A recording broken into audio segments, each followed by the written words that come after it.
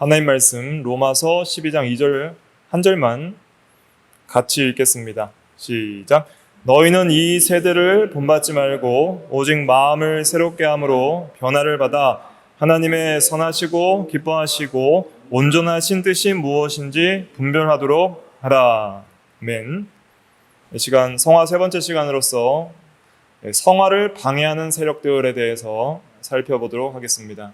참고 서적은 R.C. 스프롤 박사님의 거룩함으로 나아가라. 굉장히 귀한 또 책입니다. 앞으로 또 참고도서로 제가 주문해서 비치할 테니까 꼭 읽어보시고, 이건 좀 쉽습니다.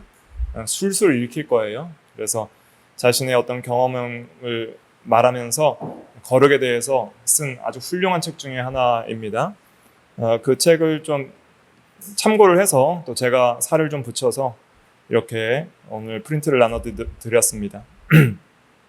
우리가 이제 성화를 이루어 나갈 때에 성화는 하나님의 은혜의 사역인 동시에 우리의 책임이고, 우리가 말씀과 기도에 힘을 써서 하나님을 의지하는 가운데 결단하고 순종해 나가는 면도 있어야 되지만, 또 하나님이 자원하는 심령을 주시는 은혜가 없이는 불가능하다 하는 것을 배우면서 구체적으로 우리가 어떻게 구체적인 사건에서 성화를 어떻게 이루어 나가야 될지를 2시간에 걸쳐서 살펴보았습니다.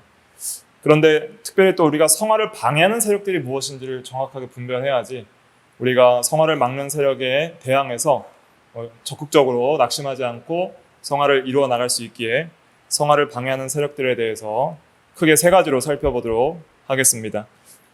종교개혁자 마틴 루터는 이 성화를 방해하는 세력으로서 세상과 육체, 즉 이 죄악된 본성이죠. 옛사람, 죄성과 마귀, 이 3가지를 그리스도인의 성장을 방해하는 중요 요인으로 뽑았다고 R.C. 스프롤은 그의 저서에서 인용하여서 말하고 있습니다.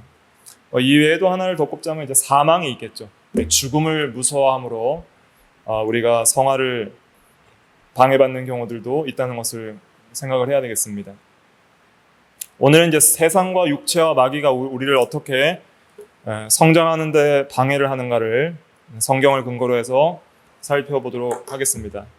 첫째는 이제 세상이라는 방해 요인이 있습니다.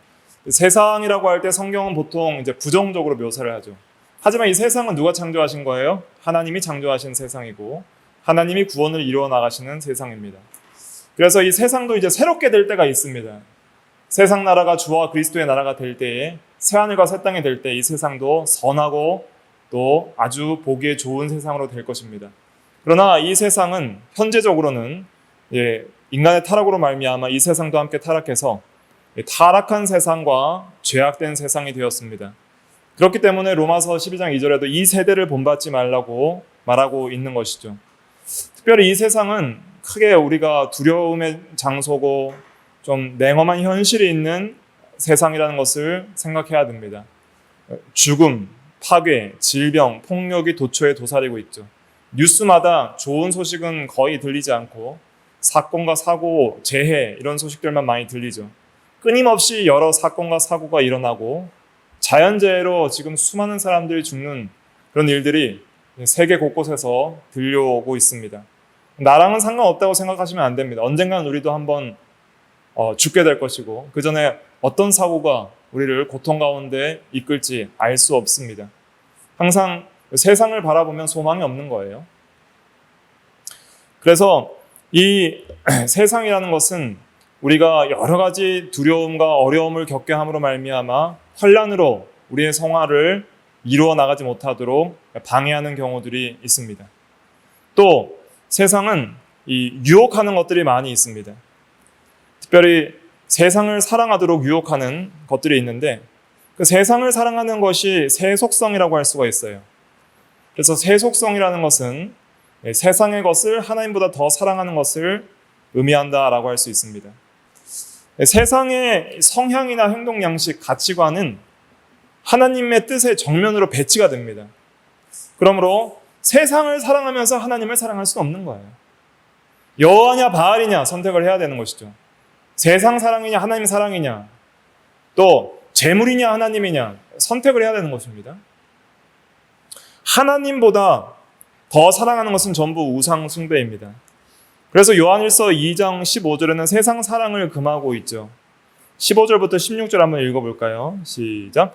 이 세상이나 세상에 있는 것들을 사랑하지 말라. 누구든지 세상을 사랑하면 아버지의 사랑이 그 안에 있지 아니하니 이는 세상에 있는 모든 것이 육신의 정욕과 안목의 정욕과 이생의 자랑이니 다 아버지께로부터 온 것이 아니요 세상으로부터 온 것이라. 네, 세상이라고 할 때에는 이제 그 의미가 요한일서 2장 15, 16절에서는 육신의 정욕, 안목의 정욕, 이생의 자랑이라 그래 말하고 있습니다. 그래서 육체의 정욕, 물질, 물욕이죠, 물욕. 그리고 이것은 안목의 정욕은 이제 쾌락욕, 쾌락 혹은 정욕이라 할 수 있고 쾌락 욕심. 이생의 자랑은 이제 명예 영광심, 명예 영광심이죠. 항상 이 세 가지가 세상이 우리를 유혹하는 유혹이고 마귀도 똑같이 이것을 사용해서 우리를 유혹을 합니다. 온 세상은 이 악한 자의 처해 있다 그랬습니다. 요한일서 5장 19절에 보면 또 아는 것은 우리는 하나님께 속하고 온 세상은 악한 자 안에 처한 것이며 이 악한 자는 마귀를 가리키는 것입니다. 그래서 마귀를 요한복음에서는 세상 임금이라고도 표현을 합니다. 그래서 이 세상은 악한 마귀의 지배 아래 있고 하나님이 허락하시는 거예요. 마귀의 지배 아래 있고 이 세상은 온통 육신의 정욕과 안목의 정욕과 이생의 자랑 중심으로 돌아가게 되어 있습니다.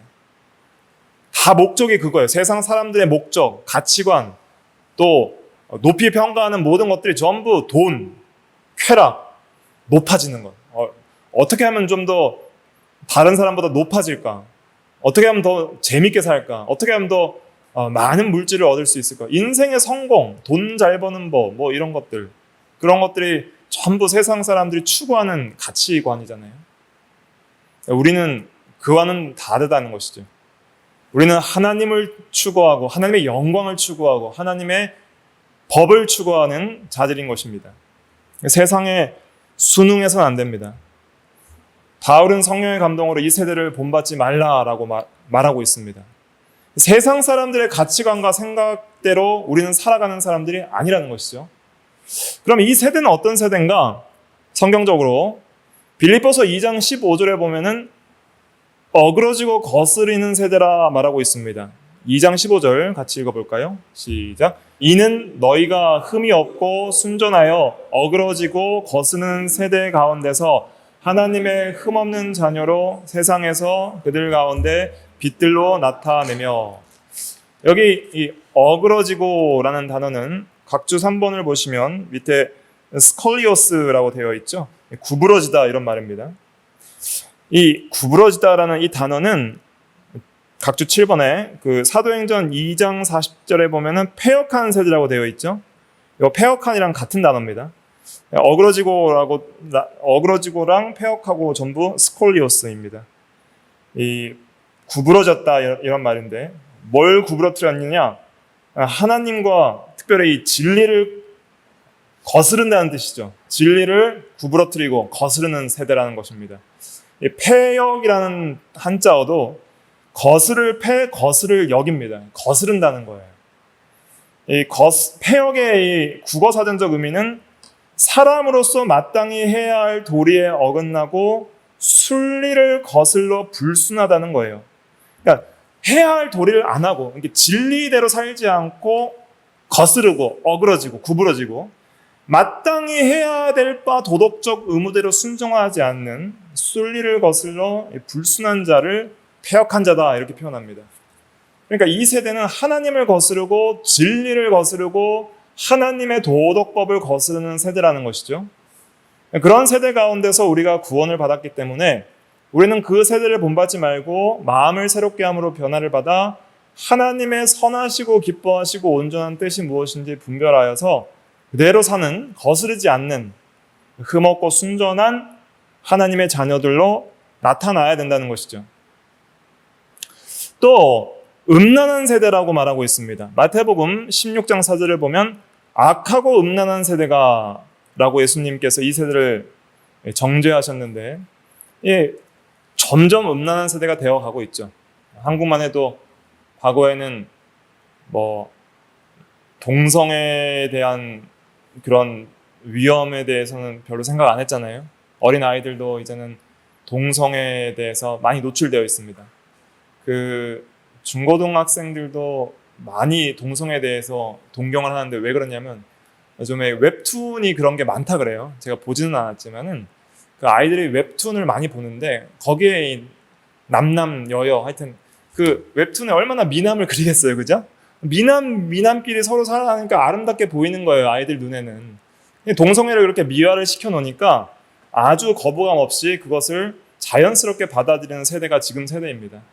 그래서 이런 동성애에 대한 문제나 또 옛날에는 마약 같은 경우에는 뭐 음지에서만 있었지 이런 아이들까지 마약에 노출되는 경우는 별로 없었잖아요. 근데 지금 뭐 아이들도 쉽게 마약에 노출되어 있는 위험한 세대이기 때문에 얼마나 지금 세대가 악해지고 음란해지는지를 우리가 현실적으로 또 점점 더 심해진다는 것을 체감하게 되는 것이죠. 이러한 가운데 우리는 이 기독교 윤리를 더 확실하게 세워나가야 됩니다. 저도 앞으로 이제 기독교 윤리학과 십계명에 대한 좀 더 깊은 적용들을 연구해서 여러분들과 함께 나누기를 소원하고 있는데 위에서 좀 기도를 해주시기 바랍니다.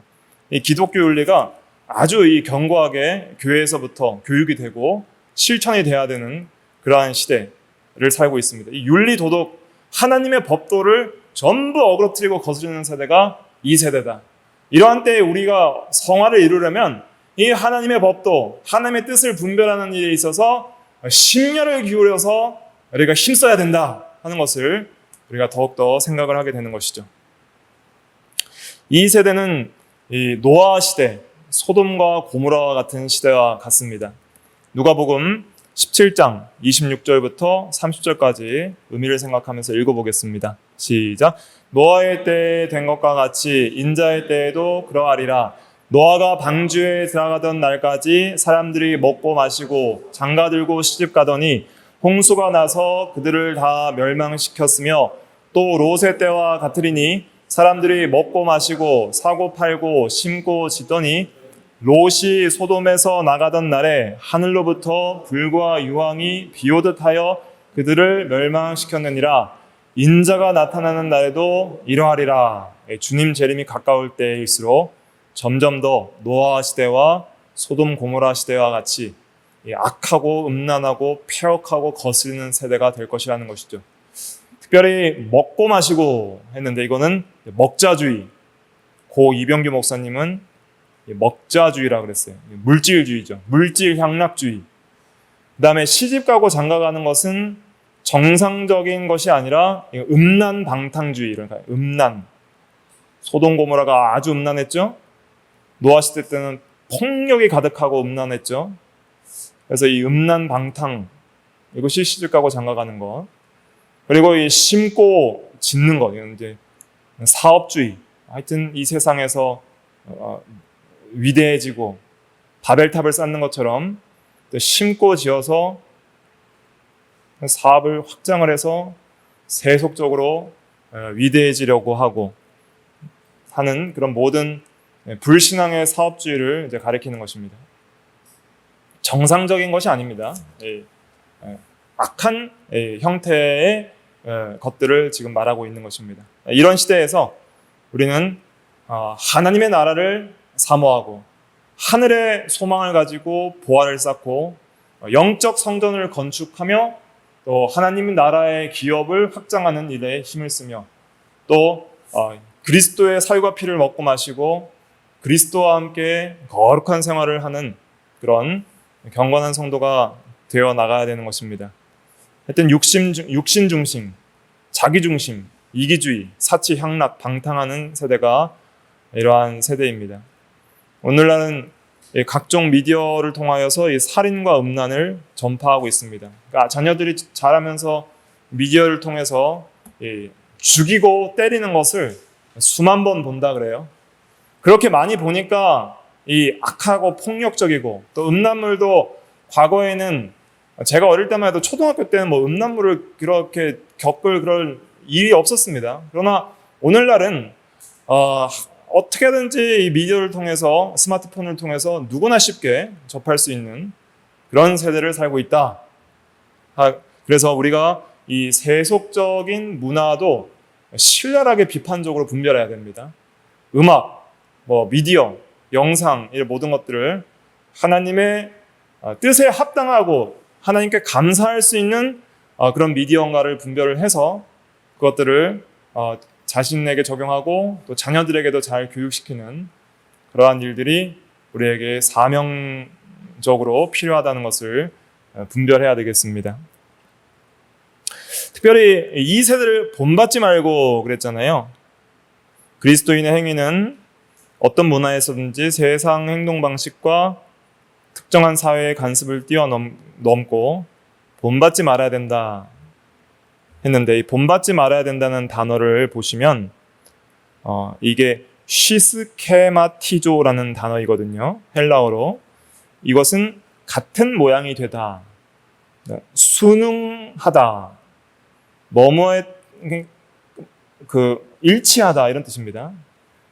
To fashion together. 그래서 같은, 비슷한 모습을 가지다, 이런 뜻이에요. 그러니까 그리스도인이 이 세대를 본받지 말라는 것은 이 세상 사람과 다른 모습을 가져야 된다, 이런 뜻입니다. 세상 사람들이랑 보기 똑같으면 안 된다는 거예요. 세상 사람들이 하는 말과 행실과 옷차림과 모든 생활 방식이 똑같지 않아야 된다는 것입니다. 세상 사람들이 보기에 뭔가 다르고 오히려 거부감이 느껴질 정도로 저 사람들은 왜 저렇게 살지 할 정도로 뭔가 거룩한 다른 생활 방식의 패턴이 있어야 됩니다. 욕을 먹더라도, 사람들이 싫어하더라도 우리는 하나님의 뜻에 합당한 삶을 살아가야 된다는 것이죠. 뭔가 다른 모습이 있어야 됩니다. 그게 그리스도인의 아우라고, 그것이 영적인 영향력입니다. 뭔가 다르다. 근데 다르지만은 사람들이 존경하고 뭔가 거룩한 감화력을 받을 수 있는 다름이어야죠. 세상 사람보다 더 악하게 다르면 안 되겠죠.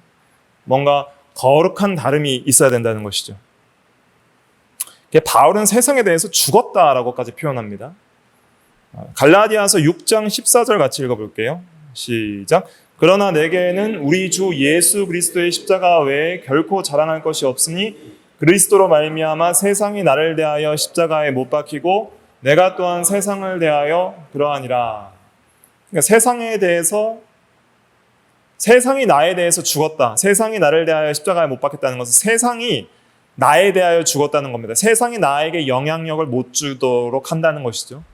내가 세상에 대하여 죽었다는 것은 나도 세상에 대하여 별로 이끌림 받지 않는다는 것입니다. 서로 세상에 대해서 서로 죽었다는 것이죠. 세상과 관련 없이 나는 이제 하나님에 대해서만 사는 사람이다, 그리스도의 십자가만을 의지하며 사는 사람이다, 이렇게 말하고 있는 것입니다. 그래서 이러한 모습을 좀 본봐야 되겠고, 우리는 항상 무엇을 점검해야 되냐면 무엇이 사람을 기쁘게 하는가 보다는 무엇이 하나님을 기쁘시게 하는가를 생각해야 됩니다. 하나님이 기뻐하시는 뜻이 무엇인지 분별하도록 하라 그랬으니까 무엇이 하나님을 기쁘시게 하는가가 사람을 기쁘게 하는 것보다 항상 첫째가 돼야 됩니다. 가정에서 배우자나 부모나 자녀를 기쁘게 하는 것보다 하나님을 기쁘시게 해야 되고요. 직장 상사와 동료를 기쁘게 하는 것보다 하나님을 기쁘시게 해야 되고, 하여튼 모든 인간관계에서 사람보다는 하나님을 기쁘시게 해야 됩니다. 교회 안에서도 사람보다는 하나님을 기쁘시게 해야 됩니다. 갈라디아서 1장 10절 말씀 같이 읽어볼게요. 시작. 이제 내가 사람들에게 좋게 하랴 하나님께 좋게 하랴 사람들에게 기쁨을 구하랴. 내가 지금까지 사람들의 기쁨을 구하였다면 그리스도의 종이 아니니라. 바울은 교회에 대해서 잘못하면 쓴소리도 가감없이 했던 거예요. 너희가 잘못했다. 성령으로 시작했다가 육체로 마치려 하느냐. 갈라디아 교회에 율법주의가 들어왔을 때 과감하게 잘못된 사람들 책망하고 그냥 좋은 게 좋으니까 그냥 잘하고 있다라고 하지 않았습니다. 하나님을 기쁘시게 하지 못할 때는 과감하게 책망하고 사람들에게 욕을 먹더라도 그렇게 했던 것이죠. 바울이 갈라디아 교회, 고린도 교회에 얼마나 욕 많이 먹었는지 모릅니다. 사도 가짜 사도다라고 욕을 하고 오히려 이 악한 의도를 가지고 접근한다라고도 이렇게 욕을 하는 그런 거짓 교사들이 있었던 것이죠. 우리가 이 사회에서 용인되는 것이 아닌 하나님이 요구하시는 것이 이 기독교 윤리가 되어야 됩니다. 기독교 윤리는 사회에서 좋다고 인정하는 게 아니에요. 사회에서 오히려 우리에게 욕을 한다 할지라도 우리는 바른 윤리를 세워나가야 됩니다. 동성애가 악이다, 낙태는 살인이다, 이런 말을 아주 당당하게 해나가고, 또 악은 악하다, 선은 선하다, 이렇게 해나가야 됩니다. 하나님을 대적하는 우상 숭배는 악한 것이다, 말을 해나가야 되는 것이죠.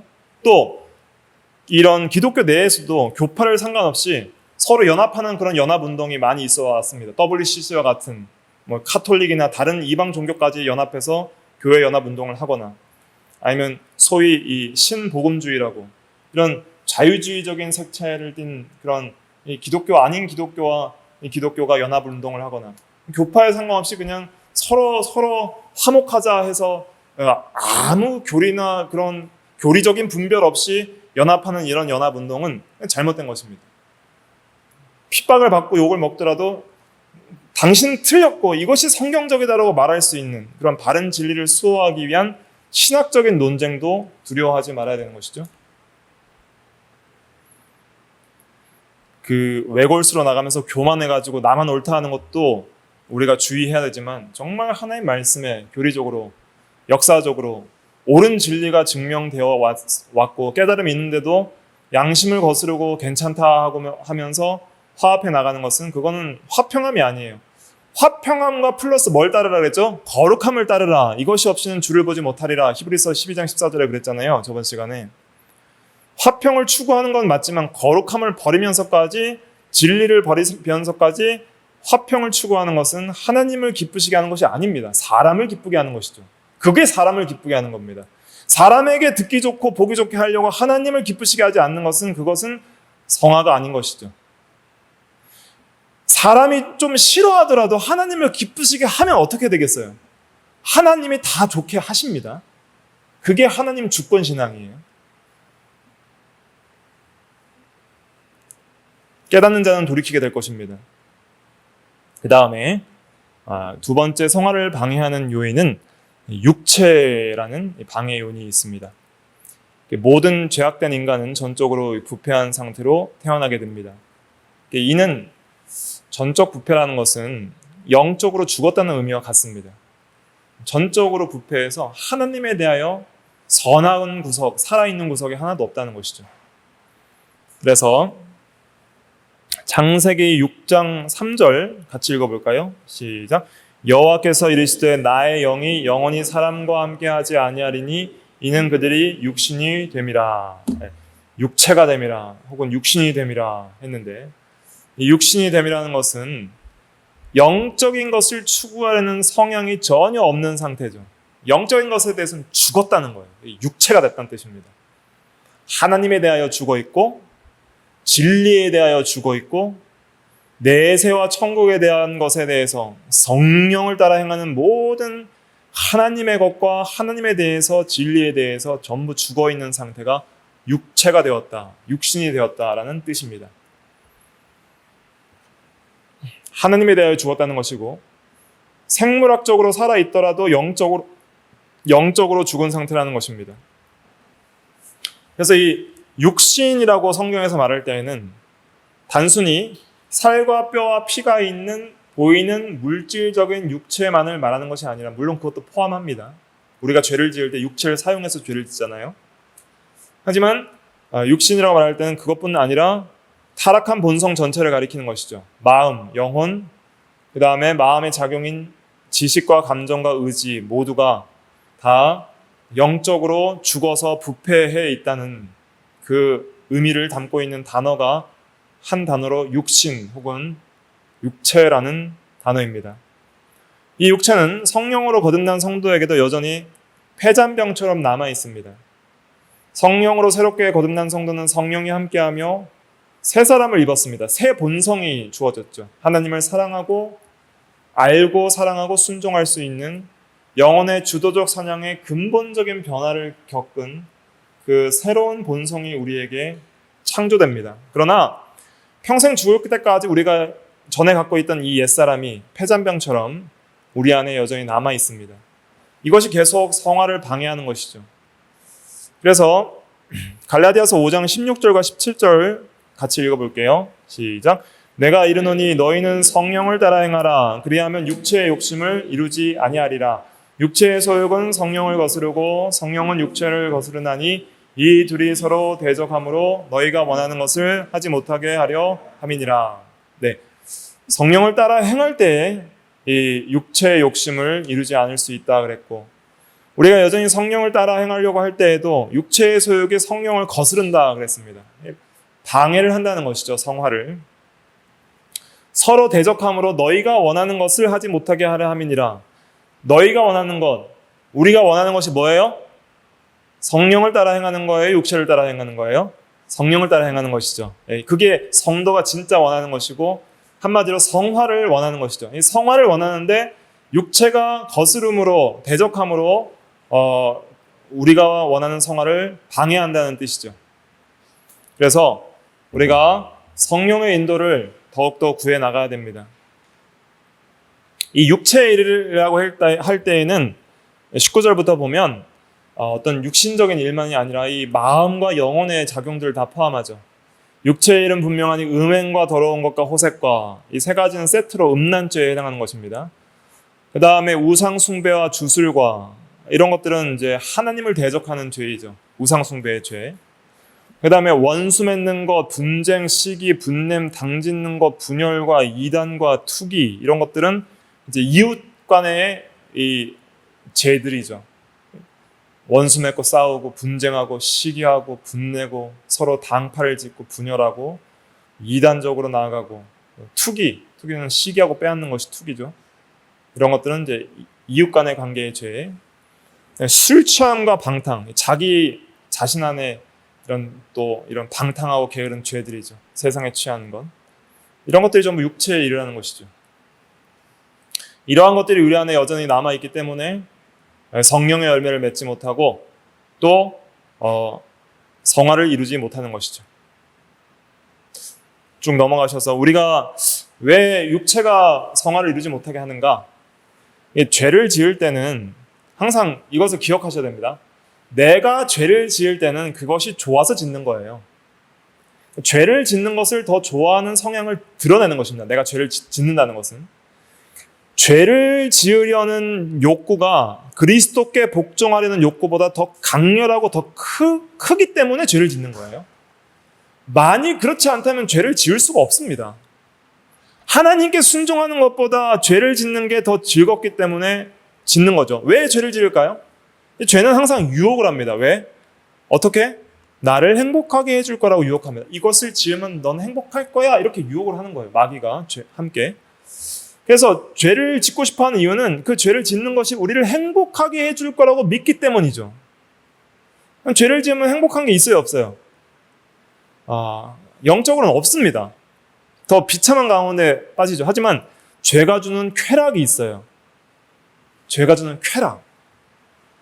그것을 성경은 죄악의 낙이라고 말합니다. 히브리서 11장 25절 같이 읽어볼게요. 시작. 도리어 하나님의 백성과 함께 고난받기를 잠시 죄악의 낙을 누리는 것보다 더 좋아하고, 잠시 누리는 죄악의 그 낙이 있어요. 술을 먹으면 잠시 저는 사실 안 먹어서 잘 모릅니다. 비유가 될지 모르지만 고 이병규 목사님이 든 비유인데, 술 먹는 걸 좋아해서 사람들이 술을 먹잖아요. 근데 먹고 나면 한데 이게 뭐냐면 쓴 게 있다는 거예요, 뒤에.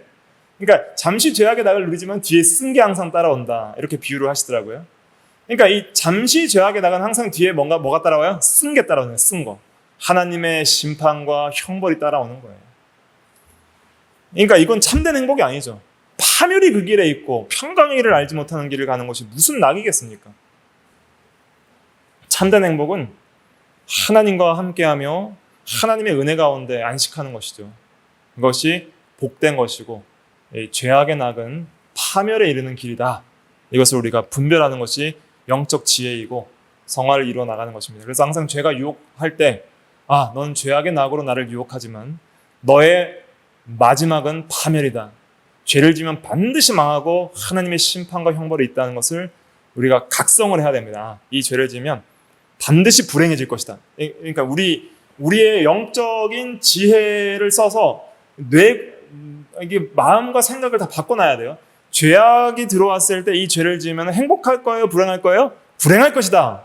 반드시 불행해질 것이다 라고 그렇게 분별하는 게 지혜고, 이 죄를 지으면 행복할 것이다 라고 생각하는 것이, 그것이 어리석은 것입니다. 그걸 분별하는 것이 성화에 있어서 참 중요한 것이죠. 그 다음 마지막으로 마귀라는 방해 요인에 대해서 생각해 보겠습니다. 마귀는 항상 우리를 대적하고 어떻게든지 죄지어서 망하게 하려는 겁니다. 자기와 함께. 그래서 우리는 마귀와 항상 힘써 싸워 나가야 됩니다. 베드로전서 5장 8절에 보면 같이 읽어볼까요? 시작. 근신하라 깨어라 너희 대적 마귀가 우는 사자같이 두루 다니며 삼킬 자를 찾나니. 다른 성경에 보면 택하신 자라도 멸망시키려고 한다 그랬습니다. 그래서 에베소서 6장 12절에 보면 우리의 씨름은 혈과 육을 상대하는 것이 아니요 통치자들과 권세들과 이 어둠의 세상 주관자들과 하늘에 있는 악의 영들을 상대함이라. 하늘에 있는 악의 영들, 마귀와 귀신들을 상대하는 싸움이 우리의 영적 선한 싸움입니다. 먼저 생각해야 될 것은 마귀는 강하다는 것을 생각해야 됩니다.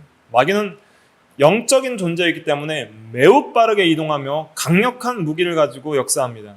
유혹할 수 있는 여러 세속적인 무기가 있죠. 근데 그 무기가 다 합쳐봤자 세 가지예요. 육체의 정욕, 안목의 정욕, 이생의 자랑. 먹음직하고 보암직하고 지혜롭게 할 만큼 탐스러운 것. 이 세 가지로 다 유혹해서 죽이는 거예요. 강력하지만 간단합니다. 근데 간단하지만 강력한 게 무서운 거죠. 하지만 하나님보다 강하지 않다는 것을 기억해야 됩니다. 사탄을 우리가 이길 수 있고 대적할 수 있는 이유는 내가 강해서가 아니라 우리와 함께 하신 하나님이 강하시기 때문입니다. 하나님은 성령을 통해 성도 각 사람 안에 거하십니다.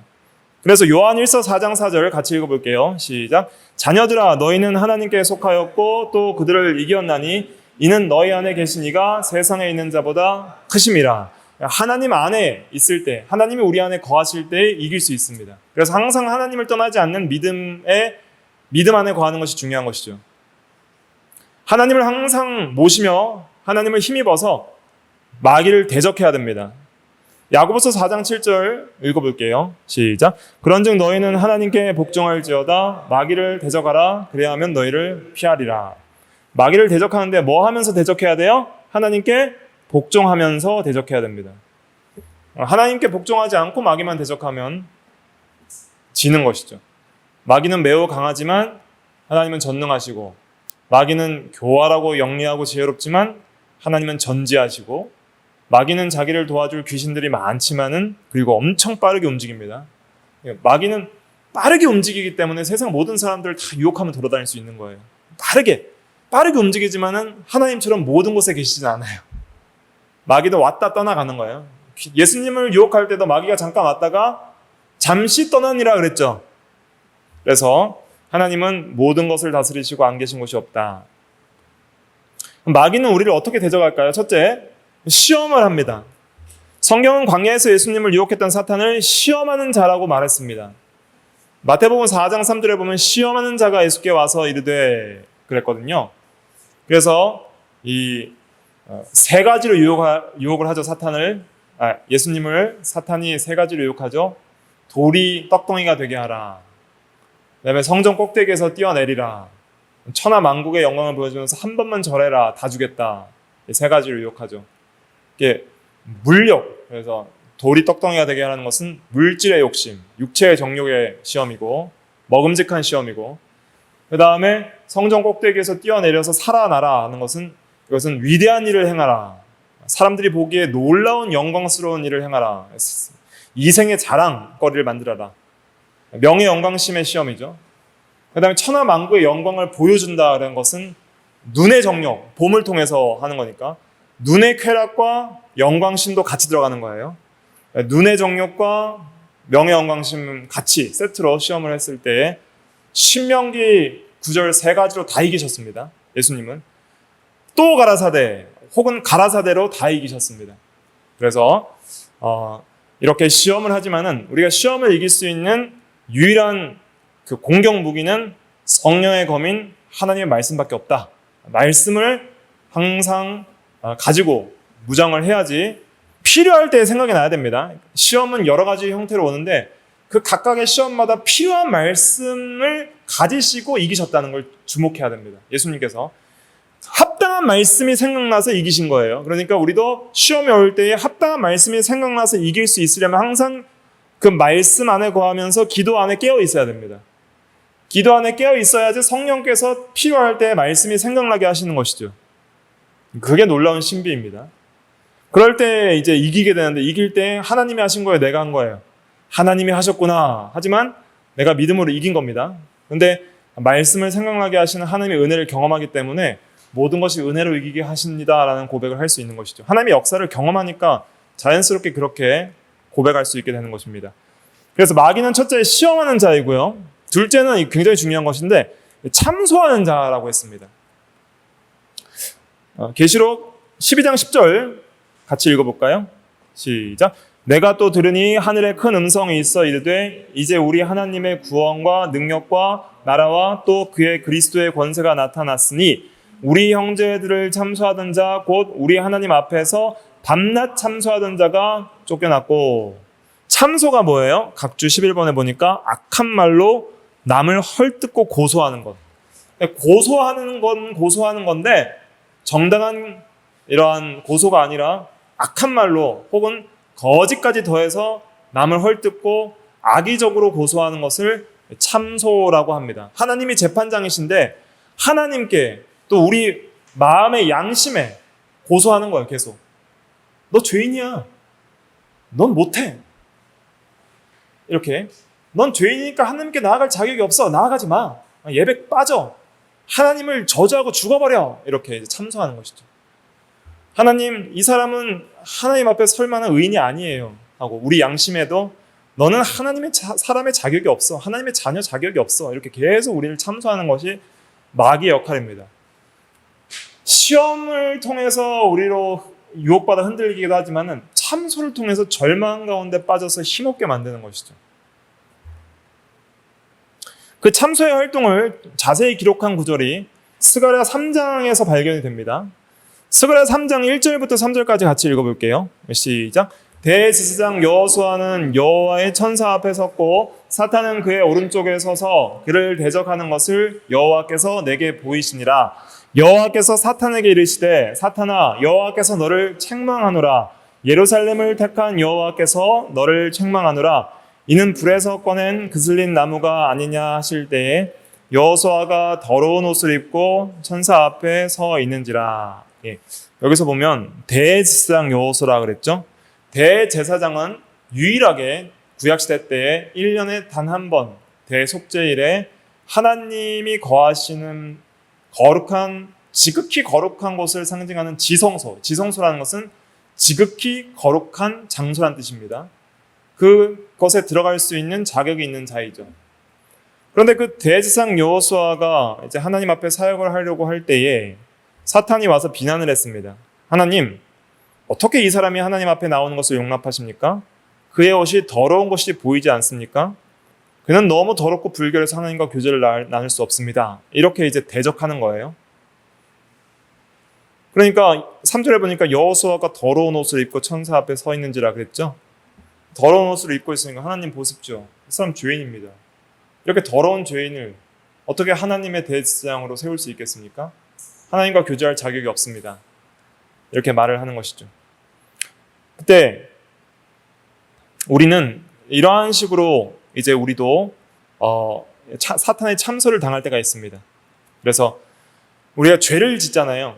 죄를 지을 때 쭉 넘어가셔서 그리스도인도 죄를 짓는다부터 보면은 우리가 죄를 지을 때 이 두 인격체가 그 죄를 지적을 합니다. 하나는 성령께서 지적을 하세요. 성령께서 죄를 깨닫고 돌이키게 하시려고 죄를 지적하고 책망하십니다. 근데 사탄도 죄를 지적합니다. 사탄은 왜 죄를 지적하냐면 절망하게 하려고 지적합니다. 우리를 무력화하고 상처를 입고 하나님께 담대하게 나아가지 못하게 함으로써 하나님과의 교제를 막으려는 데 목적이 있는 것이죠. 그래서 이 성령의 책망은 고통스럽지만 은혜가 있어서 우리를 회개하게 하고 우리를 치유하고 용서하기 위해서 책망을 하는 책망이지만, 마귀의 죄의 참소는 우리를 절망하게 하고 하나님으로부터 떠나게 하는데 그 목적이 있는 것입니다. 하지만 우리가 더러운 옷을 입고 있어도 그리스도 안에서 의의 옷, 아름다운 옷을 입을 것을 믿음으로 칭의받을 것을 4절과 5절에서 설명을 하시는데, 4절 5절 같이 읽어볼게요. 시작. 여호와께서 자기 앞에 선 자들에게 명령하사 그 더러운 옷을 벗기라 하시고, 또 여호수아에게 이르시되 내가 내 죄악을 제거하여 버렸으니 내게 아름다운 옷을 입히리라 하시기로, 내가 말하되 정결한 관을 그의 머리에 씌우소서 하매 곧 정결한 관을 그 머리에 씌우며 옷을 입히고 여호와의 천사는 곁에 섰더라. 네. 그래서 죄를 그리스도 안에서 제거하여 버렸으니까 내게 아름다운 옷을 입히고 더러운 옷을 벗기리라, 이렇게 말씀하셔서 이제 그리스도 안에서 우리가 칭의받은 것을 설명하고 있습니다. 그래서 우리는 사탄의 참소에 대항하여서 바른 복음 진리, 칭의의 진리를 붙들어야 됩니다. 하나님의 은혜와 예수 그리스도로 말미암은 구속의 은혜를 통하여 값없이 의롭다 하심을 받고 이제 그의 피를 의지하여 하나님 보좌 앞에 담대히 나갈 수 있다는 것을 굳게 신뢰하고, 죄를 지을 때마다 회개하고 바로 서서 그리스도를 의지하여서 더 하나님 앞에 가까이 나아가는 우리가 돼야 됩니다. 그래서 이사야 64장 6절에 보면 무릇 우리는 다 부정한 자 같아서 우리의 의는 다 더러운 옷 같으며 우리는 다 잎사귀 같이 시들므로 우리의 죄악이 바람같이 우리를 몰아가나이다. 우리의 의는 다 더러운 옷 같다라고 말했지만은, 그러나 갈라디아서 3장 27절에는 같이 읽어볼게요. 시작. 누구든지 그리스도와 합하기 위하여 세례를 받은 자는 그리스도로 옷 입었느니라. 이 합한다, 세례를 받는다는 것은 그리스도와의 연합을 가리키는 것이죠. 우리가 믿음으로 그리스도와 연합되면 성령으로 연합되는데 그리스도로 옷 입게 됩니다. 의의 옷을 입었다는 것이죠. 그래서 이제 칭의받은 자는 이 칭의의 은혜를 의지해서 성화를 힘써 이루어 나가야 됩니다. 우리가 성화를 이루어 나가는 중요한 동기 중에 하나는 칭의받은 거예요. 내가 그리스도의 옷을 입었기 때문에 이제 더럽히는 생활을 하지 말아야 되겠다 생각을 해야 되는 것이죠. 로마서 13장 14절 시작. 오직 주 예수 그리스도로 옷 입고 정욕을 위하여 육신의 일을 도모하지 말라. 예, 옷 입은 자는 더 정결하게 생활을 해나가고, 이제 칭의받은 자는 이제는 믿음으로 살아나가면서 죄악된 일을 도모하지 않는 삶을 살아나가야 된다는 것입니다.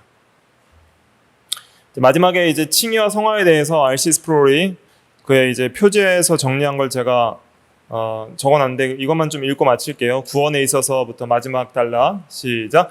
구원에 있어서 칭의가 시작이라고 한다면 성화는 과정이며 결과다. 그리고 영화는 그 최종 목표지다. 구원은 이 모든 과정을 통틀어 일컫는 말이다.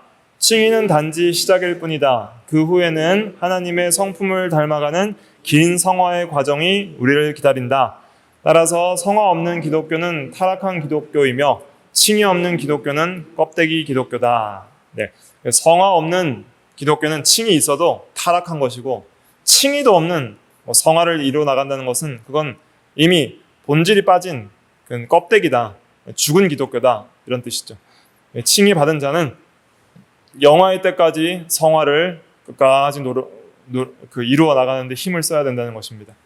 그래서 우리가 성화를 방해하는 세 가지 세력이 있다 그랬습니다. 세 가지 세력이 있는데 그 세 가지가 뭐예요? 첫째가 세상, 둘째가 육체, 셋째가 마귀. 이 세 가지 세력이 있다고 생각을 하고 항상 이 세력들을 배져가는, 그래서 우리가 이겨나가는 우리가 다 돼야 되겠습니다.